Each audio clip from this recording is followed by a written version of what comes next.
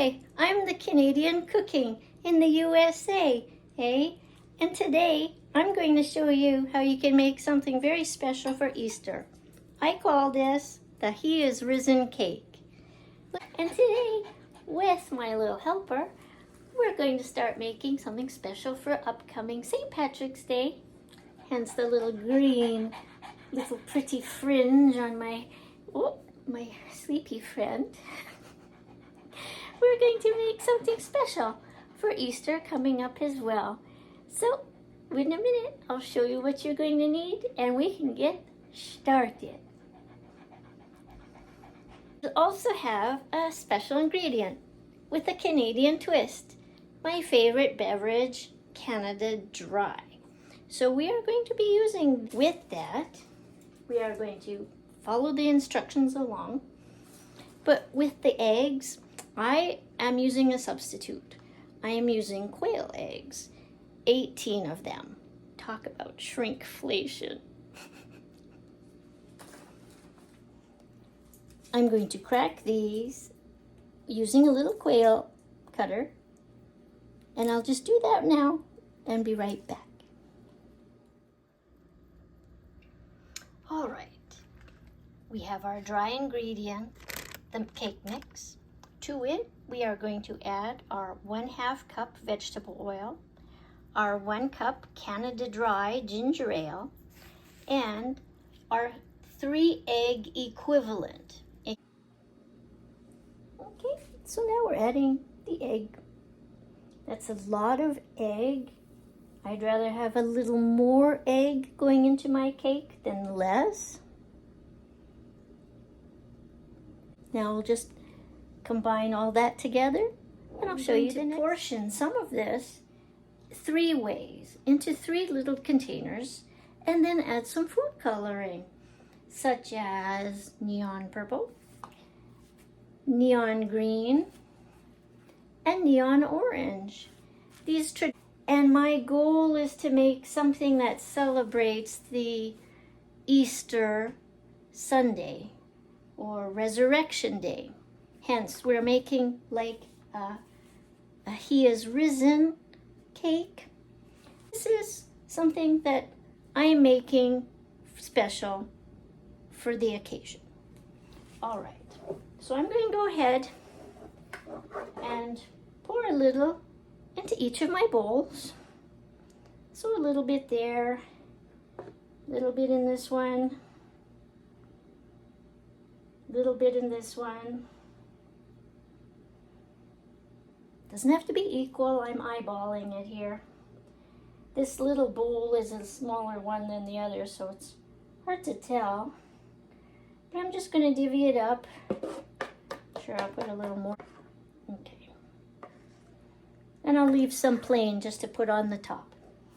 Okay, I'm going to stir these up and be right back. So I have stirred up some neon purple, some neon green, and some neon orange for my 3 colors going into the Bundt cake. So while we're waiting for the oven to preheat at 375, now is the dandy time to really put on a good amount of either one of those sprays or put lots of butter on because it is special occasion we are making this. If you don't have butter, that's okay. Use what you have. Margarine will do just fine. You can also lightly dust this as well. But for the Bundt pan that I have, it's really got some tricky deep grooves in it, so I'm going to make extra certain that those are thoroughly covered. When we get this done, I'll pour in the batter and you can see and think or even predict, what is that going to look like when it's done? Okay, so here's our Bundt cake ready to go. And that was the oven, which is now ready. So I'm going to go ahead and put in our cake mix colors. I'm going to start light and work to darker color because in the end, I want the purple color to have an appearance of rising at the end. not only is that for dramatic effect, it also looks really pretty too. So you can put this in, of course, any way you'd like. But I'm just going to go around that middle part with the orange.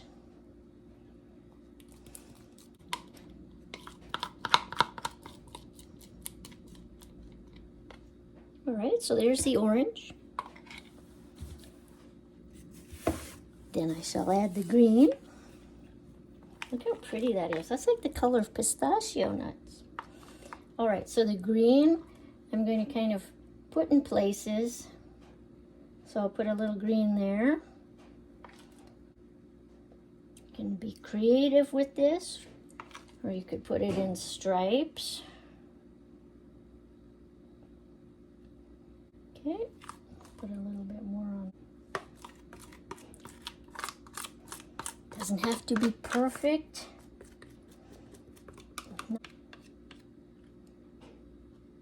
All right, there you basically have it. I had these little sprinkles out, like celebration kind of sprinkles. I like to hide a few of these on the inside.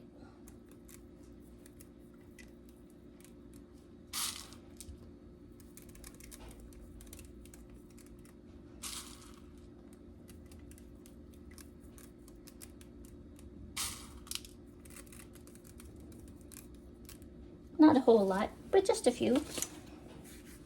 All right, now I'll add the purple on it. So I can just kind of go over it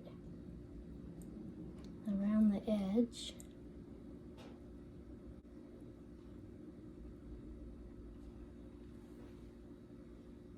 See how it's gradually getting covered up?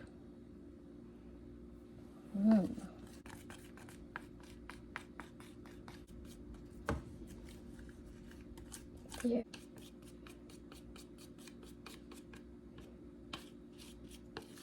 All right, and then see, now that it's all covered basically, well, I missed a little spot, but that's okay. I'm going to put the little bit that I left from the original bowl just to cover it. Adds an extra little je ne sais quoi effect.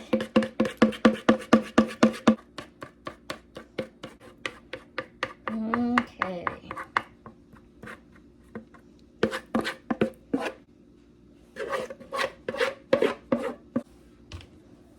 All right, I'm going to put this in the oven, and it'll take about 45 minutes with a toothpick, and if it's ready, I'll take it out and start letting it cool on a cooling rack. So now it's out of the oven and cooling on a cooling rack. Isn't that beautiful with a little dusting of icing sugar on it? That's beautiful. I'm going to cut a little piece and try it next. Isn't that interesting? And we're going to have a slice next. Yum. And doesn't that look beautiful for Easter or for your special day when it arrives? Let's have a taste.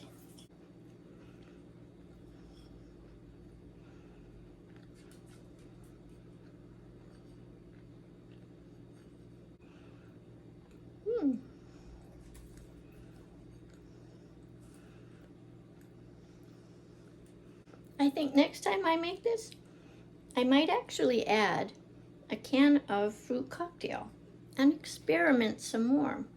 I would, ooh, I almost lost it. Well, there you have it. Until next time, do take care. If you like my channel so far, maybe consider subscribing. Maybe give it a like. Maybe share it along to a friend who's thinking about doing something special for either St. Patrick's Day or upcoming Easter. Well, what's in your Easter basket this Easter? I hope it's more than just something to eat. There we have it. Until next time, au revoir.